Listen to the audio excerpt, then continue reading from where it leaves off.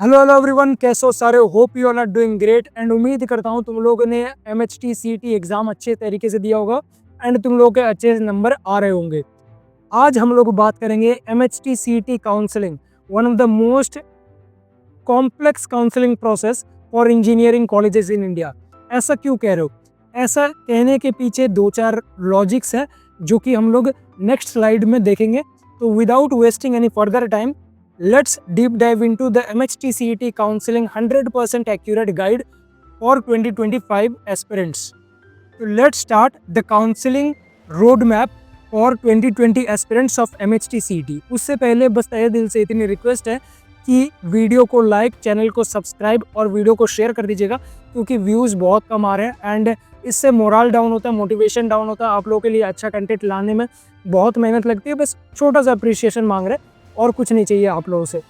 तो स्टार्ट करते हैं। MHT CT एग्ज़ाम आप लोगों ने अभी तक दे दिया होगा एंड कुछ दिनों बाद आपका आंसर की रिलीज़ हो जाएगा। उस आंसर की से आप मैच आउट कर सकते हो आपको कितने मार्क्स आ रहे हैं या नहीं आ रहे। उसमें कुछ अगर वेरिफिकेशन या आपका कुछ रेक्टिफिकेशन किया जाना होगा तो वो आपको स्कोर कार्ड पे रिलीज़ जब होगा तो वहाँ पर रिफ्लेक्ट कर दिया जाएगा। उस दिन या उससे कुछ दिनों बाद आपका फॉर्म फिलअप स्टार्ट हो जाएगा। फॉर्म फिलअप में आपका मोस्ट क्रूशियल पार्ट होता है कि आपको कौन कौन से डॉक्यूमेंट्स लगेंगे। मेजर जो डॉक्यूमेंट्स है क्लास 10th 12th एंड आपके domicile certificate, category certificate and आपके जो PWD सर्टिफिकेट, ये सब सर्टिफिकेट्स है। और भी आपको अगर कोई सर्टिफिकेट के बारे में पता है तो आप मेंशन कर सकते हो, या फिर आपको अगर डेडिकेटेड वीडियो चाहिए तो वहाँ पर आप कमेंट आउट कर सकते हो। फॉर्म फिलअप करने के बाद जो डॉक्यूमेंट्स आप अपलोड करोगे उसको वेरीफाई किया जाएगा। पिछले साल तक, इस साल का कोई भी नोटिफिकेशन आया नहीं है, तो पिछले साल तक क्या होता था, जो डॉक्यूमेंट्स वेरीफाई होते थे वो आपके ऑफलाइन सेंटर में किसी कॉलेज को अलॉट कर दिया जाता था आपको, एंड वहाँ पर आपको जाके ऑफलाइन आपको डॉक्यूमेंट्स अपने वेरीफाई करवाने पड़ते थे। वहाँ से आपको एक स्लिप मिलता था, उसके बेसिस पर आप प्रोविजनल मेरिट लिस्ट में आ पाते थे।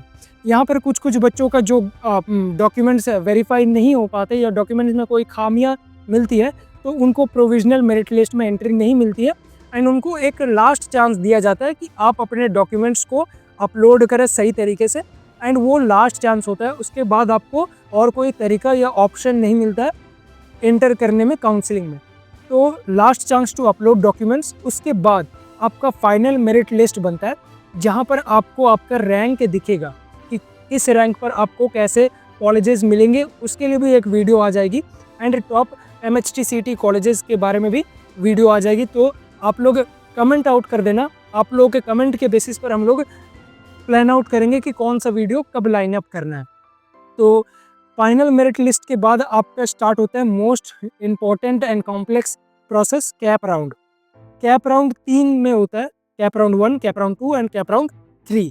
इसमें आपको वो कॉलेजेस सिलेक्ट करने पड़ते हैं जो कॉलेजेस आपको चाहिए एंड जो कॉलेजेस आपको मिल सकते हैं आपके रैंक के बेसिस पर।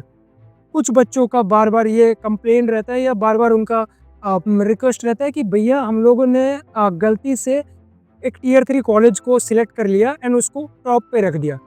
तो ये सब नहीं करना है, आप लोगों को अच्छे से रिसर्च करना है, थॉरो रिसर्च करना है एंड एक किसी अच्छे काउंसलर, अच्छे गाइड से आप लोगों को अपना मेंटरशिप करवाना है।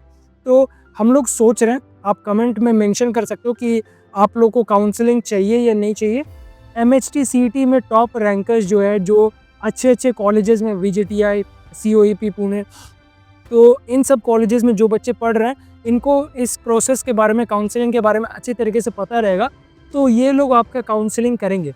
तो बहुत ही बेयर मिनिमम कॉस्ट पे जो मार्केट पे अवेलेबल है और टॉप नॉच, ऐसा भी नहीं कि आपका अफोर्डेबल रहेगा लेकिन आपका क्वालिटी में कोई कॉम्प्रोमाइज़ नहीं किया जाएगा। तो आप मेंशन कर सकते हो कमेंट में अगर आपको चाहिए, तो हम लोग जल्द से जल्द उसको एग्जीक्यूट करने की कोशिश करेंगे। नेक्स्ट सीट अलॉटमेंट होता है हर एक राउंड के बाद। तो सीट अलॉटमेंट में आपको 3-4 ऑप्शंस मिलते हैं। उसमें से एक होता है कि फ्रीज़, कि आप ये कॉलेज आपको पसंद आ गया, आपको ये ब्रांच पसंद आ गया, तो आप ये कॉलेज ब्रांच पे फ्रीज़ करके आप काउंसलिंग प्रोसेस में एग्ज़िट मार सकते हो। और एक आता है कि आपको ये कॉलेज नहीं चाहिए या MHT CT काउंसलिंग से ही आपको एग्ज़िट करना है, तो वहाँ पर एग्ज़िट का भी ऑप्शन मिल जाएगा आपको कि आपको कहीं और अच्छा कॉलेज मिल गया है तो वो आप एग्जिट भी कर सकते हो। बेटरमेंट एक ऑप्शन आता है कि ये कॉलेज के ये ब्रांच मेरे को अच्छा लगा एंड इससे भी अगर कुछ अच्छा मिल जाता है तो सोने पे सुहागा हो जाएगा, तो वो कर सकते हो आप, वो ज़्यादा बेटर ऑप्शन होता है। एंड आप नॉट फ्रीज भी कर सकते हो कि ये तो मेरे को चाहिए नहीं, ये मेरे को मिल गया, मैं इस कॉलेज इस ब्रांच से खुश नहीं हूँ, मेरे को कोई उससे ऊपर जो मैंने लिस्ट डाउन करे हैं उनको चाहिए, तो आप नॉट फ्रीज पे भी जा सकते हो। उसके बाद आपका सीट वैकेंसी, जो 3 राउंड्स होने के बाद सीट वैकेंसी आपका अवेल कर दिया जाता है, जो कि आपके MHTCET काउंसलिंग के थ्रू मिलते हैं। सीट वैकेंसी के बाद कुछ सीट्स जो इंस्टीट्यूट लेवल पे भी भरे जाते हैं, उसके बारे में हम लोग नेक्स्ट स्लाइड पे बात करेंगे। जो एडिशनल राउंड्स है वो इंस्टीट्यूट लेवल एडमिशन, जो कि 10 to 15% सीट कंप्राइज करते हैं प्राइवेट कॉलेजेस में। वहाँ पर आपको इंस्टीट्यूट में जाके अपना रजिस्ट्रेशन करवाना होगा एंड देखना होगा उस ब्रांच में, उस कॉलेज में आपका सीट अवेलेबिलिटी है या नहीं, तो उस हिसाब से आपको एडमिशन मिलेगा। स्पॉट राउंड, जो सीट वैकेंट रह जाते हैं उनके लिए स्पॉट राउंड किए जाते हैं। अच्छे कॉलेजेस में स्पॉट राउंड में सीट मिलना बहुत ही मुश्किल होता है। जो थोड़े से निचले क्रम के कॉलेजेस आ जाते हैं उन पे आपको सीट मिलने के चांसेस बढ़ जाते हैं, तो स्पॉट राउंड में वहाँ सीट फिलअप होता है। तो आपको देखना है कि आपके रैंक पर कौन कौन से कॉलेजेस आपको मिल रहे थे, प्रीवियस ईयर कट ऑफ को अच्छे से एनालाइज करना है। एंड इसके लिए हम लोग सोच रहे हैं कि एक काउंसलिंग टीम रखें, बहुत ही बेयर मिनिमम कॉस्ट पे होगा, एफोर्डेबल रहेगा एंड आपका जो क्वालिटी ऑफ कंटेंट रहेगा वो टॉप नॉच रहेगा। तो आप लोग कमेंट में मेंशन कर सकते हो अगर आपको चाहिए या नहीं चाहिए, जैसा आप लोगों का फीडबैक रहेगा उस हिसाब से हम लोग काम करेंगे। तो that's all from this video. उम्मीद करते हैं तुम लोगों को MHTCET का ये कॉम्प्लेक्स प्रोसेस समझ में आया होगा। अगर नहीं भी समझ आया तो तुम लोग रिवाइंड करके देख सकते हो। अगर फिर भी नहीं समझ आता है तो कमेंट सेक्शन में ज़रूर मेंशन करना, मैं मोर देन हैप्पी रहूँगा उन कमेंट्स को रीड आउट करके उनको रिप्लाई करना विद 100% एक्यूरेट इन्फॉर्मेशन। तो मिलते फिर किसी और वीडियो में। तुम लोग मेंशन कर देना अगर कोई भी वीडियो किसी भी टॉपिक पे चाहिए होगा तो हम लोग जल्द से जल्द लाने की कोशिश करेंगे। तो स्वस्थ रहिए, मस्त रहिए, पढ़ाई करते रहिए। मिलते फिर किसी और वीडियो में, तब तक के लिए राधे राधे।